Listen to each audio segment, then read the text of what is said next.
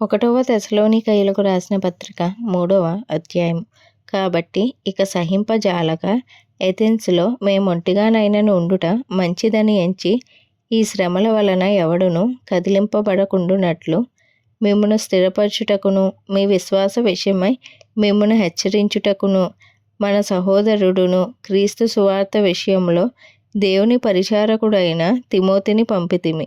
మేము మీ యొద్ద ఉన్నప్పుడు మనము శ్రమను అనుభవింపవలసి ఉన్నదని మీతో ముందుగా చెప్పి తిని గదా, అలాగే జరిగినది.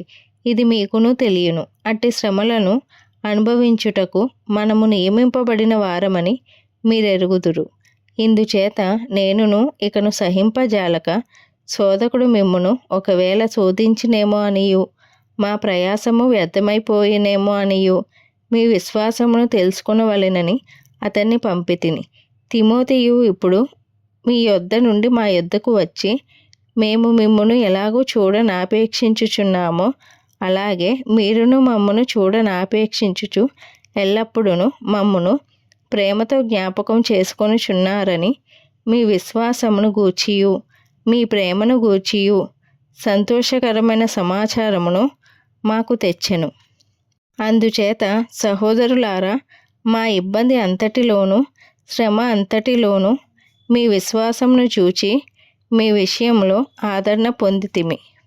ఏలయనగా మీరు ప్రభువునందు స్థిరముగా నిలిచితిరా, మేమును బ్రతికినట్టే. మేము మీ ముఖము చూచి మీ విశ్వాసంలో ఉన్న లోపమును తీర్చునట్లు అనుగ్రహించుమని రాత్రింబగళ్ళు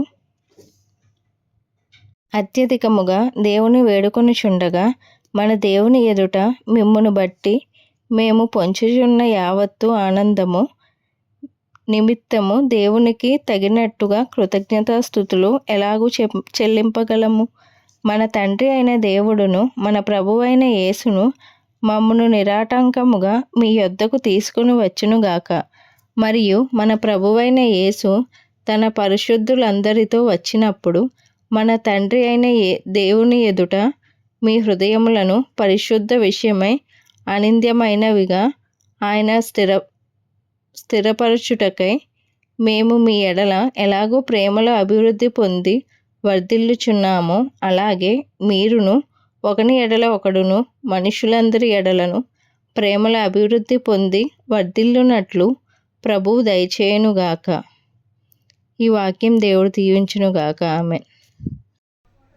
ఈరోజు వాక్యం విన్నారు కదా, మరికొంతమందికి వినిపించండి. Please like, share, subscribe.